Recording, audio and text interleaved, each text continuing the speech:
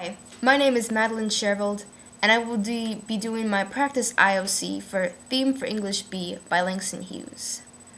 Langston Hughes was an African-American poet who produced most of his work during the Harlem Renaissance, which happened during the 1920s, and it was an explosion of African-American culture, of music, of poetry, and literature. And it happened in Harlem and at Paris as well. Those were the two main areas it was extremely prominent. And in this poem, Theme for English B, the author, Langston Hughes, is writing a page of poetry to his instructor about what is true to him, because the instructor asks him to go home and write a page tonight and let that page come out of you, and then it will be true. And so this is his response to it. And within that poem, this page that he writes, he asks a lot of questions and repeats and uses tone, kind of a more, at the very end, switches between tone and like his certainty about things. And there's like a transition in the poem of being like certain, then uncertain, then certain, then uncertain, and then cynical about society, really, and everything that's happened to him. And all these things work together to convey a message to the common people, and in particular the white population, about the inequalities that African Americans faced during this time. And I think we could even ask ourselves how, that these inequalities are still prominent in today's societies. But specifically back then, that's what I'm going to be talking about. And so, Langston Hughes, in his poetry, throughout this poem, there's a lot of confusion. He's questioning a lot of things. He's very uncertain. The first thing he says after the instructor gives him these instructions that then it will be true, on line 6 he says, "I wonder if it's that simple." He's wondering if it's that simple, that who he is could come out on a page, that he could write truly who he is. And pretty much on every in every single clump throughout here in the poem, clump of words, there's a question. And so just on this one page of poetry, he asks 3 questions. And the next question he asks is, "Hear you, hear me, we two, you, me, talk on this page. I hear New York too. Me, who?" And he's asking this question again of, this goes back to line 6, "I wonder if it's that simple." Now he's asking who he is. So he's halfway through the page, and he still doesn't even know who he is, even though the instructor told him earlier that he would know who he was. And then, by line 27, he asks his final question, and I think it's probably the most significant question that he asks throughout the entire poem. He asks, "So will my page be colored that I write?" And it seems like throughout this poem, he's now sort of established himself as a colored person. So will my page be colored that I write?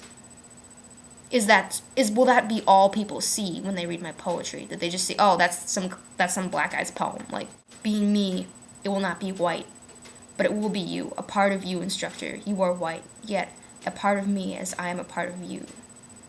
That's lines 28 through 32.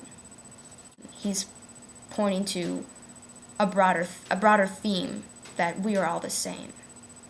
And he also does this through repetition. Something I quoted earlier, "Hear you, hear me, we two, you, me, talk on this page." That's a lot of hear you, hear me, we, you. Like, when I read it first, I was confused exactly about what he was saying. And this blending of you, me. His instructor is white, and he's African American. And in this line 19, he's attempting to blend the two. You, me. So the reader, when they're reading this, they lose themselves for a second in the words. And he does this again in his poem, saying, "I'm a part of you, instructor, you are white. Yet a part of me, I'm a part of you. We are the same. That's America." And with that, he's making a connection, I think, to one of his other poems, which was called Let America Be America Again, where he was asking that America live up to the equalities that it promises in its Constitution, and like the kind of the melting pot of America, where it doesn't matter who you are, where you are, you all be happy together because America's this accepting place and full of opportunity. And he's questioning that. And he's questioning that again in this poem by asking these questions and not getting any answers, this uncertainty. And so this uncertainty is part of the tone, like I said earlier. And him going back and forth between certain and uncertain, I think, is a good reflection on that time period of Harlem, where the people were just starting to kind of break. Like, this was the the major civil rights movement in America didn't really come until the 1960s, which was quite a few years later. But I think the Harlem Renaissance, this explosion of culture, was what was the Kickstarter for this. People were there was a movement was starting. It was a spark. It was what was It was just starting to happen. He's going back and forth between being certain and uncertain about things, and this.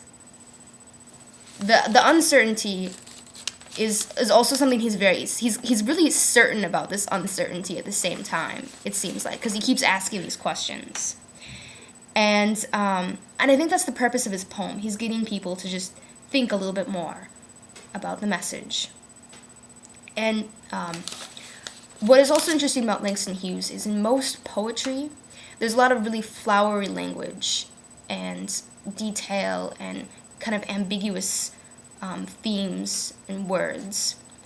But in this poem, he's very straightforward about, like, even with these uncertainties, the language he has, it sounds like a normal person talking to you, and it's got a rhythm to it, like jazz. He had that influence of jazz throughout him, and rhyme. And so when I read this poem, it very much, I feel like it even now, it very much appeals to, like, just the common person, just anyone who was picking it up and was going to read it. And so he's trying to, you can see in this poem, he's trying to appeal to the community as a whole, like, just your everyday person. But in particular, I think he's trying to target white people by asking these questions, because the African Americans, they're oppressed, and they see it. And especially with the Harlem Renaissance, I think also in this poem he is asking them to think about themselves as being, that they should be equal. But he's really suggesting to the white people that, hey, we are the same, but we're not. Like, because in this society, we're not. Because he says on line 38 through 40, he says, I guess you'll learn from me, although you're older and white and somewhat more free. So he's got this really cynical and negative tone at the very end of the poem, just giving the facts, basically. And just saying, like, yeah, we're equal, like, in America, but we're really not. There's some problems with our society that need to be addressed. I don't know who I am. Like, I wonder if it's that simple, me, who. So my page be colored that I write, like, is my race gonna, my race has impacted me so much, and it not necessarily in a good way.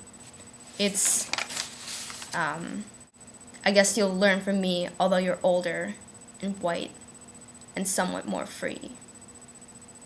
Basically, he's pointing to the inequalities that they face, and he's asking the white population to think about this message. And also, he's also asking black people to be empowered to also think of themselves as equals, because I imagine that these last few lines would anger the people who are reading this, who feel oppressed. They'd be like, yeah, you're right. That's, I guess they're older. Many of the people are older, and they're white, and mainly they're white, and they're more free, and that's just not fair. And so, through this poem, he's getting a social message across, and that's that people should be equal.